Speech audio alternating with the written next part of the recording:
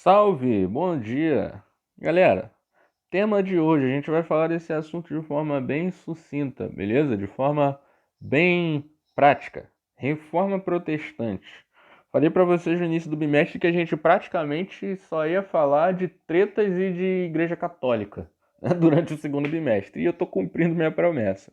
A gente falou sobre a Igreja Católica, sobre a Inquisição, falamos sobre a Guerra dos 100 Anos, fizemos o nosso teste sobre a Guerra dos 100 Anos, e hoje a gente vai falar então sobre a Reforma Protestante, beleza?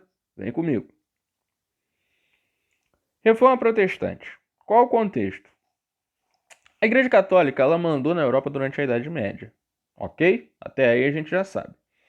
Só que a gente viu há umas 3 semanas atrás que quando a Igreja Católica ela tentou expandir o seu poder com as cruzadas, as coisas deram completamente errado daquilo que eles planejavam. Foi um tiro no pé.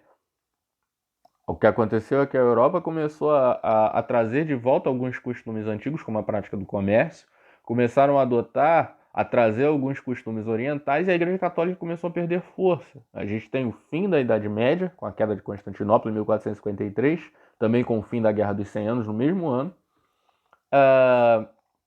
E a Igreja Católica, nessa transição de Idade Média para a Idade Moderna, ela começa a perder força. Só que a Igreja Católica ela conseguiu reaver parte da sua influência ali na virada do século XV para o século XVI. A gente vai ver em outro momento, a gente vai falar das grandes navegações, da expansão marítima, a descoberta da América, coisa e tal. Mas quando isso acontece, a Igreja Católica ela consegue voltar para o cenário. Ela não era mais a grande protagonista na Europa como foi durante a Idade Média, mas conseguiu se manter nas partes mais altas da pirâmide social. A Igreja Católica, então, ela vai passar a voltar a dominar o pensamento cultural, o pensamento social da Europa. Beleza? Só que um assunto que a gente vai trabalhar na semana que vem, que é o renascimento cultural, ele começou a fazer a galera na Europa a questionar alguns pensamentos da Igreja Católica, principalmente na Alemanha e na Itália, ou no que viria a ser a Alemanha e no que viria a ser a Itália, que os dois países ainda não existiam nessa época. Então, esses pensamentos renascentistas, a galera ela vai começar a criticar os conceitos científicos da igreja, os conceitos de medicina da igreja, a questão da arte, a figura divina e a figura humana no universo, tudo isso vai começar a ser questionado. Outras coisas também são algumas doutrinas da própria Igreja Católica, por exemplo, os ensinamentos de Santo Agostinho, de Agostinho de Hipona. Agostinho de Hipona, a gente chegou a falar dele naquela aula sobre a Igreja Católica, era um cara que defendia aquela tese de que a vontade divina ela é soberana. Ela é imutável, ela é inalterada, sabe? E essa vontade divina, ela deve ser cumprida pelo homem, e esse cumprimento ele se dá através da fé, e nada mais além disso. Uma outra coisa que também começou a ser questionada era a questão das indulgências. O que eram indulgências? Indulgências eram taxas que as pessoas pagavam para tentar garantir a sua salvação. Por exemplo, eu cometi um pecado muito grave, sei lá, eu traí minha esposa. Um pecado muito grave aos olhos da Igreja Católica. Como que eu consigo o perdão divino? Eu pago uma taxa para a igreja e sou perdoado. Ou um primo meu morreu e eu quero garantir que a alma dele vá para o céu. Eu pago uma taxa e garanto o ingresso à cadeira na área VIP para o meu primo lá no céu. Beleza? Setor Norte sacudindo bandeira com a raça rubro-negra. Isso eram as indulgências. E também tinha a questão da simonia. A simonia era a venda de supostos, eu coloquei até entre aspas de propósito, supostos artefatos sagrados. Como assim, professor? Por exemplo, eu pegava um pedaço de pano, dizia para você que aquele pedaço de pano era um pedaço da túnica usada pelo apóstolo Tiago e vendia para você como um artefato sagrado. Pegava um prego enferrujado e dizia que aquele prego foi utilizado para prender Jesus na cruz. Ou pegava um pedaço de madeira e dizia que aquele era um pedaço da cruz de Jesus, sabe? E vendia essas coisas como objetos sagrados. Hoje em dia tem muitas igrejas que fazem isso também, mas eu não vou entrar nesse mérito, beleza?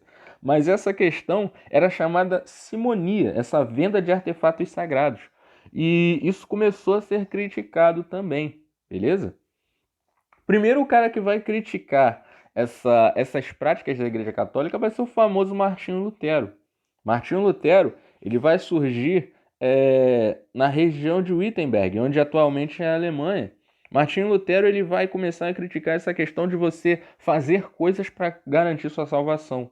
E ele vai usar a carta do apóstolo São Paulo aos Romanos para dizer que a salvação ela é apenas pela fé.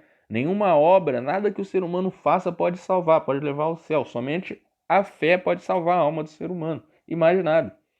Lutero também vai começar a questionar a autoridade do Papa. Por que o Papa tem que dizer o que é certo, o que é errado, o que é verdade e o que não é? Ele é um ser humano como eu. Martinho Lutero vai ser o primeiro cara a questionar isso. E esses questionamentos eles vão chegar a público no dia 31 de outubro de 1517. E é essa data que marca o início da Reforma Protestante.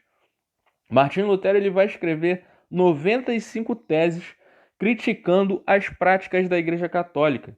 Ele vai escrever mesmo um pedaço de papel com 95 teses criticando a igreja e ele vai pregar isso na porta da igreja. Quando eu falo pregar, é pregar mesmo. Ele pendurou um negócio na porta da capela do castelo de Wittenberg e deixou lá.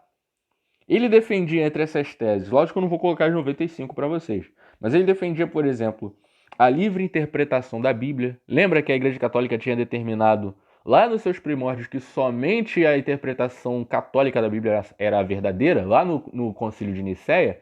Pois é, o Lutero criticava isso.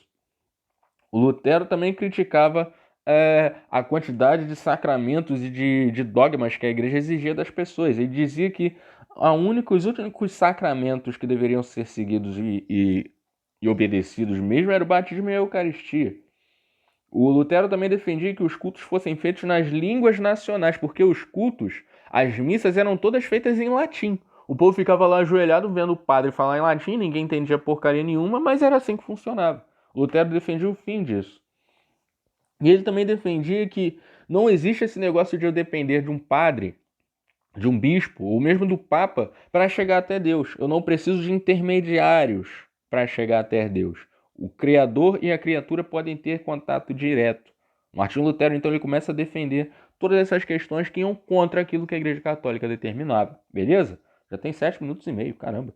No próximo vídeo, então, a gente vai falar sobre outros pensadores que também começaram a criticar essas questões da Igreja Católica durante o século XVI, beleza?